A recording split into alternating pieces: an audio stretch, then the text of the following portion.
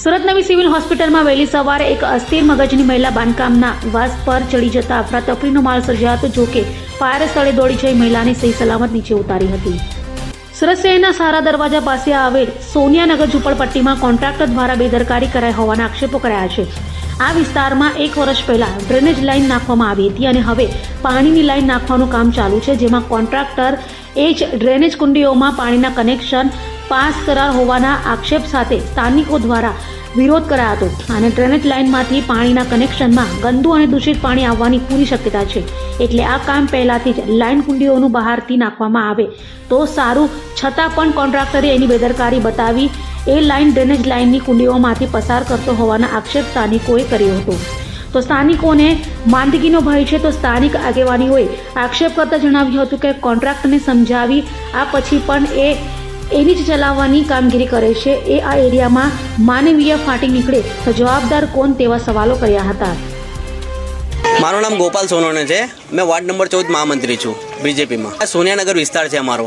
આ વિસ્તારમાં છે આપણે ઘણા વર્ષ 1 વર્ષ પહેલાં ગટર લાઇનનું કામ થયું હતું, જે ડ્રેનેજ લાઇન નવી નાખાઈ હતી બધી। હવે આ પાણીની લાઇનનું પાસ થયું છે। પાણીની લાઇનવાળા એવું કર્યું છે કોન્ટ્રાક્ટરે, રવિ શિંદે એમનું નામ છે।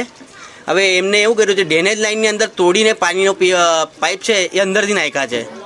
હવે અમે બધા સ્થાનિકોની રજૂઆત આવતી હતી અઠવાડિયાથી, તમે ત્યાં ગણેશવાલા સાહેબને બી કીધું હતું, રજૂઆત કરી હતી રૂબરૂ જઈને 2 વાર 3 વાર રજૂઆત કરી આવ્યો છો, છતાં અમારે કોઈ નિરાકરણ નથી આવ્યું। પછી કાલે મેં અહીંયા વિઝિટ કરી હતી અને મારા FB એકાઉન્ટ પર મેં વિડીયો મૂક્યો હતા અહીંયા, તો આજે તાત્કાલિક ધોરણે અહીંયા કામ ચાલુ કરાવ્યું છે। એટલે કોન્ટ્રાક્ટરની બેદરકારી આ બધું દેખાવે છે કે આ કેવી રીતના કામ કરીને નીકળી ગયા છે। અત્યારે હાલ બી આ ચેમ્બરમાં જ કામ કરે છે, તમે જોયો તો ત્યાં જોઈ શકો છો, અત્યારે બી ચેમ્બરમાં જ નાખે છે પાછો। આપણે છતાં હે તો આ કોન્ટ્રાક્ટરને એવું છે કે કોઈથી બીતા જ નથી, અમને ખાલી પૈસાથી મતલબ છે, લોકોનો જીવથી કંઈ લેવા દેવા નથી આ લોકોને। शशिकला, कहाँ रहने का? सोनियानगर झोपड़पट्टी। यहाँ पे क्या तकलीफ पड़ी है आपको? हमको ये तकलीफ पड़ रही है कि यहाँ पे गटर का जब से काम चालू हुआ है तब से हम बहुत ज्यादा परेशान हो गए हैं और पानी का पाइप पूरा गटर के पाइप के अंदर से डाल दिया है, यही तकलीफ है। और पानी जो है वो बैक मार रहा है, गटर का पानी में हमारा पाइप डाल दिया है, तो हम पानी कैसे पियेंगे? जब शुरुआत करेंगे तब, जब पानी चालू होगा तो कैसे पानी पियेंगे? हमारा ये मांग, हम ये चाहते हैं कि कुंडी सही से बनाओ, पानी गटर का पानी ना आए और पानी का जो पाइप डाला है नल का पीने वाला पानी उसको निकाल के अच्छे से सही ढंग से करो। यहाँ पे कितने परिवार के अंदाजित? यहाँ तो कितना परिवार है? 1000 परिवार है।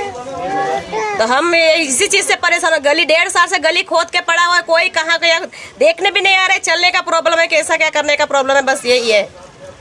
अभय थईने निष्पक्षताથી નિરપેક્ષ રીતે વાસ્તવિકતાનો અરીસો રૂપી સચોટ માહિતી લાવતો સત્યની સાથે અભય ટાઈમ્સ।